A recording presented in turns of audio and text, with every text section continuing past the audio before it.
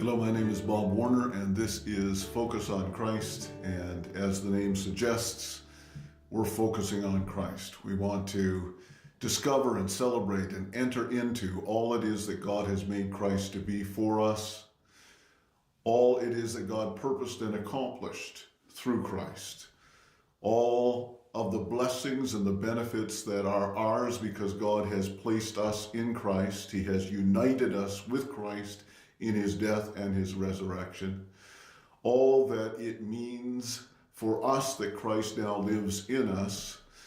After all, Christ is the author and the finisher of our faith, and the admonition is to look to him. The admonition is to know him. The end goal is to be like him, and so we're going to focus on Christ. If you haven't listened to the previous video teachings, I would encourage you to do that, entitled Fading Glory and Exceeding Glory, because that'll bring you up to date. If I remember, I'll put those links into the description below. But today I want to just take a moment and talk from 2 Corinthians chapter 3, where we've been and where we will be for a while, 2 Corinthians 3 and 4. But chapter 3, Verse 9 says, "For if the ministry of condemnation had glory, the ministry of righteousness exceeds much more in glory." So if you've been following the teaching, you realize that Paul has described the Old Covenant as the ministry of death and the ministry of condemnation, because it provided the law, and the law revealed sin, and the sin is worthy of death. And so along with the law was the sacrificial system in which animal sacrifices could be offered and die for the sin of the people. So it was a ministry of condemnation, it was a ministry of death, and yet he says it was a glorious moment when God came down and he met with them. And I want to take a moment and I want to acknowledge that time in Israel's history that God came down upon the mountain. The earth quaked, the fire blazed, the voice of God trumpeted, the people were terrified, even Moses was afraid, and yet Moses was called up into the mountain, and he went up into the mountain for 40 days, and he was there in the glory of God. He received the tablets of stone upon which the law was written by the finger of God. He received detailed instructions about the tabernacle and about the sacrificial system that would be required in order for God's presence to tabernacle there among them. And then he came down from the mountain after having God declare his glory to him, and his face was glowing. The skin on his face was glowing, and it was so brilliant that the people could not look on it. Now, we've talked about the veil that he put on his face and the meaning of that veil, but I want us to understand that that was a glorious moment when Israel received the law and entered into covenant with God, the old covenant.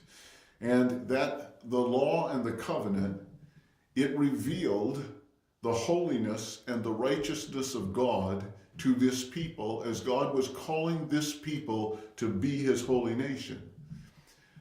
But the law could not impart that righteousness to them. It could not make them holy, and it could not empower obedience to them, because the law could not change their hearts or their nature. You can read that in Romans 8, verse 3. The law provided a way for people to be taught about God. And yet they would never come to have a relationship with him personally, to come to know him individually. They would be told what God had spoken to them, but they would never be a people who would walk knowing the voice of God and having the Spirit of God communing with them on an ongoing basis like we do today through Christ. Through the law and the Old Covenant, it provided, it made possible for God's presence to actually tabernacle among the people. He was there in the tabernacle, in the Holy of Holies, and then the Shekinah glory would rise up, and it would go before them, and it would lead them as a cloud by day or a fire by night.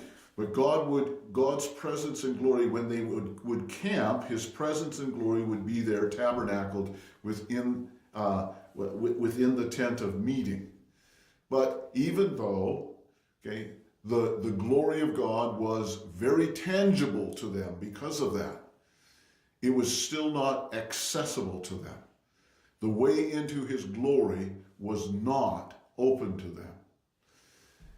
You can read about that in Hebrews 9, verse 8. And through the law was excellent as a reflection or a bringing a realization of God's righteousness, and through that it brought to them a consciousness of sin. It made them aware of their sin. It provided deterrence for sin. It provided sacrifices to cover their sin, but it never provided for them a means to take their sin away, to cleanse their conscience from sin, to set their lives free from a sin nature, to transform their lives into the righteousness and the holiness of God. You can read in Galatians 3:24 and Hebrews 10:1-4. This moment in Israel's history was absolutely glorious, but it had its limitations. It could not actually bring the fulfillment of God wanted. To have a people that was his people, to have a people that were set apart and holy unto him, to have a people that were clothed in his righteousness and could access his presence and could know him from the least to the greatest. It did not provide for a means so that people could be transformed again into the image and likeness of God. Only this would be provided through Jesus Christ.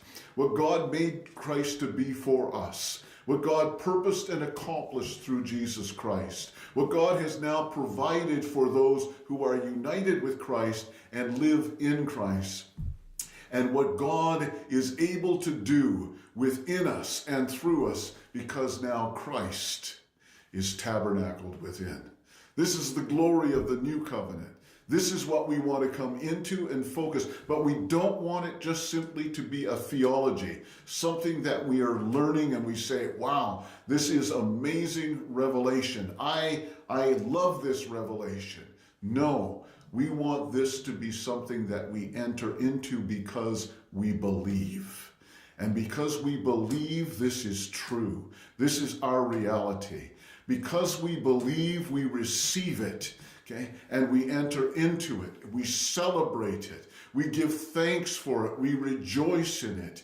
We allow it to redefine who we are, our identity, our purpose, our destiny.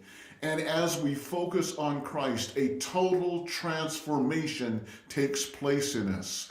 And we are transformed into the image and likeness of God, fully expressing what it means to be his sons and daughters, his chosen people, his holy nation, a people who have been set apart to display his glory, to be transformed from glory to glory as by his Spirit. Oh, we want to enter into this. We want to learn more about this. We want to walk in this glory and allow it to completely redefine everything from our perspective, to our sense of person, to the way that we live our lives. And this is why we're going to focus on Christ.